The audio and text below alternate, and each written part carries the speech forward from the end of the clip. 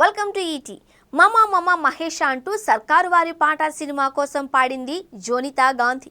ఈ భామ ప్రారంభం కొన్ని సింగిల్స్ ఆల్బమ్స్తో పేరు తెచ్చుకొని ఆ తర్వాత బాలీవుడ్, టాలీవుడ్ సినిమాలకు పాడుతోంది. అయితే జోనితా తాజా ఇన్స్టా పోస్ట్లో తనను కొందరు తీవ్రంగా వేధిస్తూ ట్రోల్ చేశారు అని ఆవేదన చెందింది.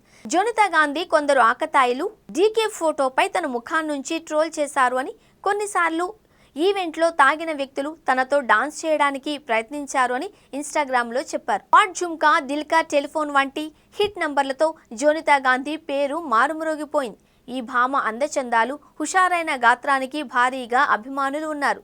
జోనితా గాంధీ ఇటీవల ఆన్లైన్లో ఒకరి ప్రైవేట్ పార్ట్ ఫోటోను తన ముఖంపై ఉంచారు అని, అది తనను చాలా కలతకు గురి చేసింది అని చెప్పారు. ఇలాంటి వ్యక్తులను సోషల్ మీడియాలో బ్లాక్ చేసినా కానీ వాటిని తన తల్లి సోషల్ మీడియా పేజీలో చూస్తుంది అని, తాను ఆందోళన చెందుతున్నాను అని కూడా తెలిపింది. నేను ఇలాంటి వాటిని విస్మరిస్తాను, కానీ నా తల్లి అలాంటివి చూసి కలత చెందుతుంది అని జోనితా ఆందోళన వ్యక్తం చేసింది.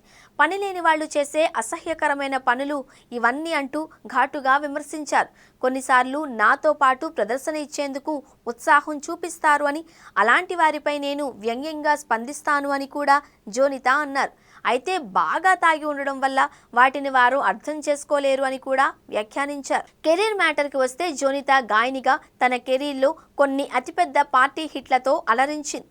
వాటిలో what Jhumka, Soni Soni, the breakup song, Dil Ka telephone ఇన్స్టెంట్గా హిట్ సాధించాయి. జోనితా గాంధీ పాట నయా షేర్లో విరాట్ కోహ్లీ కూడా కనిపించనుండడం ఆసక్తికరం.